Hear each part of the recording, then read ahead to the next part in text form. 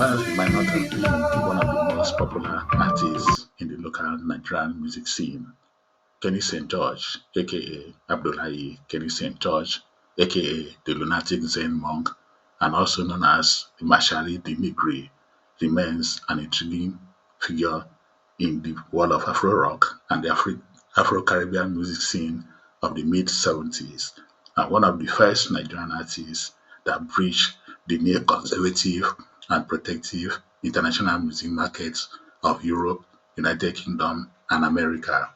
Let's kick back, relax with a bottle of your favorite drink and popcorn while we delve into the music and the man, Keni Saint George. Keni St. George was born in Ihiala, Anambra State of Nigeria, and attended the Abbott Secondary Grammar School in his hometown. His first choice of career was to become a sailor and had undergone apprenticeship training in navigation with the carrier ships of the day like MV Nnamdi Azikiwe and MV King Jaja of Opobo before being recommended to the Nigerian Navy. This training took him to Plymouth, United Kingdom for submarine navigation. He, however, opted to stay back after the training in the United Kingdom because of the raging civil war in Nigeria. This is where music found him. After doing some menial jobs around London in the United Kingdom, Keni St. George put together his first band called the Danta Band in the United Kingdom.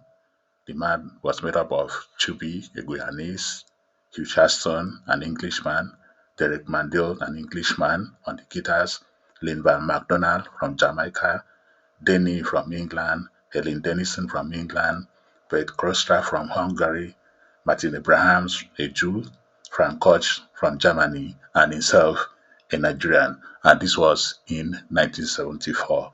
The Danta Band were a high-impact performing band and contemporary of other Afro-Caribbean bands such as Josibisa, Ashagai, Huge Masekela, Aswad, Tin Lizzy, Errol Brown's Hot Chocolate, even Nigerian The Funkies, Status Quo, who they actually shared management with, and several other bands. Keni St. George, with his Danta Band, had the privilege and opportunity of performing and recording at the BBC One radio station through his friend, the legendary BBC One radio DJ John Peel, who was also instrumental to the formation of the band in the first instance. The Danta Band were later signed up by Epic Records label, and they went on to release two singles, Queen of Sheba, My Ditty, and Freeway, and these two singles were produced by none other than Eddie Grant, the popular Guyanese-born musician Eddie Grant. After the release of these two singles, Danta Band broke up because of poor management, and Keni St. George went back to his first love, being sailing. He joined the Ghana flagship MV Upper Volta as chief officer, and this ship plied Japan, China, and the Far East. After about a year of sailing, Keni St. George returned to the United Kingdom, where he put together another band with some members of the defunct Danta Band and some other new members. This time around, they called the band the OZO Band. The OZO Band is the band that released the single and album Listen to the Buddha in 1977. This song went on to number 90 in the Billboard charts in the United States of America, giving him and the band the first major international break in the American market.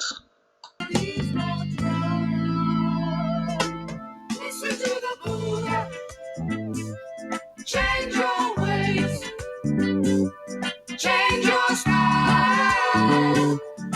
Over time, Keni St. George has imbibed very eclectic and esoteric lifestyle, attending Buddhist teaching in Buddhist temples around the United Kingdom. This also reflected in their songs such as Listen to the Buddha, and even on the second single that was released in the same 1977 called Anambra River. Anambra River is named after the river that passes through Keni St. George's hometown of Ihiala, the big river, Anambra River in Nigeria. It was also a popular song in Nigeria, but did not meet up to the international mark that Listen to the Buddha, the first single, has established in the international music market. In search of a follow-up hit album, OZO released their second album titled Museum of Mankind under the DJM record, which also served as the record company for the first album.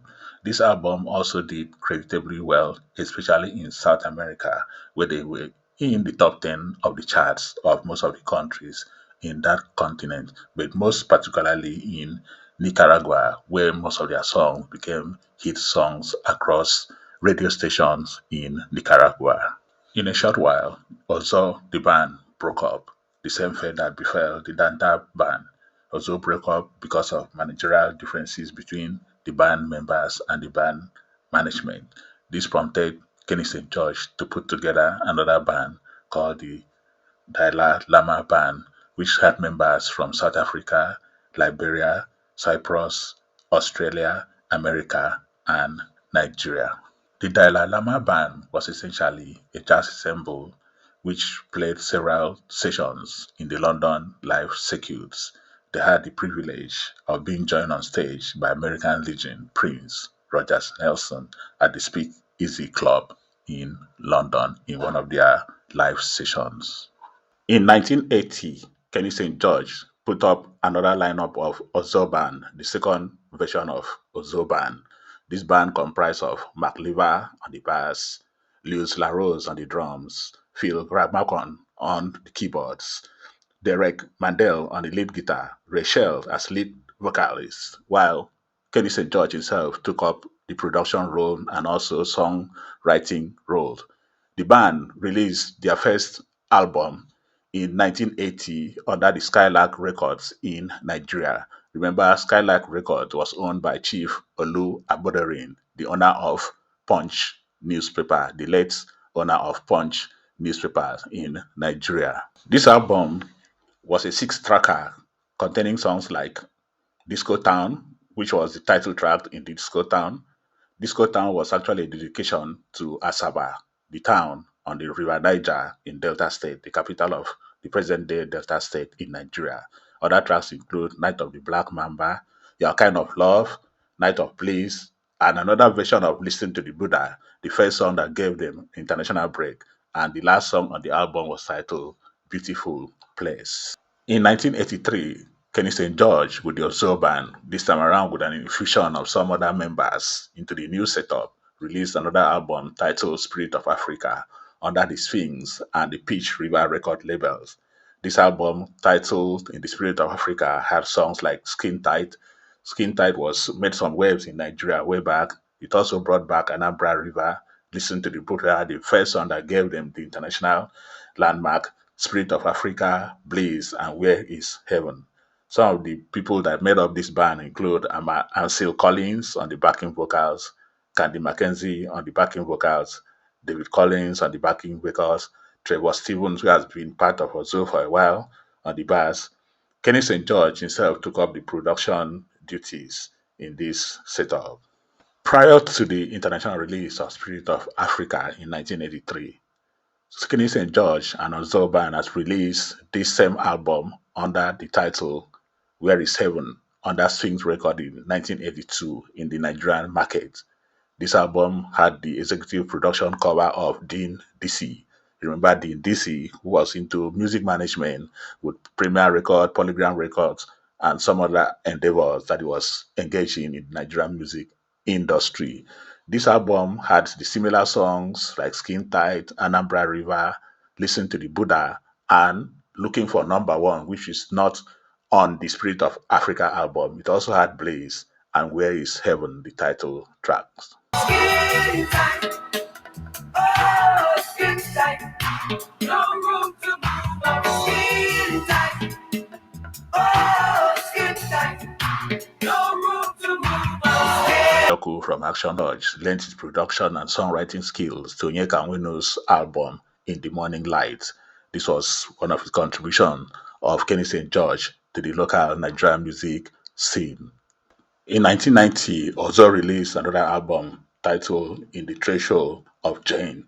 This album comprised of songs like Anambra River, the remake version, looking for number one, Trina 4, everything's gonna be alright, love is a dream, I'm gonna make you mine forever. Also including Save Us and Vulture Park. This seems to have been the last recording of OZO as a band. In 2015, Keni St. George released a compilation CD or digital album titled The Letter O for Obama, The Chain is Broken, which was essentially in support of the Obama presidency in America. The album also included a compilation of some of the previous songs that have been released on other albums. This is the last album that he has put together, and it was not on any label. In the late 70s, Keni St. George received what could be one of the highest earning or returns from music endeavor by any Nigerian artist. He got a check of $2 million as part of his royalties for the production, for the recording, for the broadcast of his music with the various bands that he has been involved with. This represents one of the highest earnings ever by Nigerian artists as early as the 70s from the international music market, making him an outstanding artist that was able to break through, push the boundaries of Nigerian music through to the international market. Keni St. George has also graciously said that he put away this money for his children and grandchildren and for other generations to come in his family, which will be able to benefit from the profit or from the gains from this great investment that he made from this payoff. Will not do any justice to the legacy of Keni St. George, the man Keni St. George, because of his other activities. We have to just mention because this man has been a human and animal rights activist as well as an environmental rights activist. Keni St. George carried out a one-man protest in the popular Trafalgar Square in London against animal brutality. He has also been involved in environmental activism against desert encroachment in Nigeria. The man who has since relocated and has been living in Nyanya, an Abuja suburb in Nigeria, has been a force behind putting together several NGOs in support of the fight against desert encroachment. He is also a politician which has supported the presidency of Obama in America, Goodluck Jonathan in Nigeria, and has also involved himself in several other activities in Nigeria. Every good thing that has a beginning must have an ending. Thank you for staying with us today on this episode on Music in My Ears as we brought to you the story, the life, the music, the activism of the one and only Keni St. George, the Nigerian activist, the Nigerian musician. If you are a new listener, kindly subscribe to our channel to keep on encouraging us.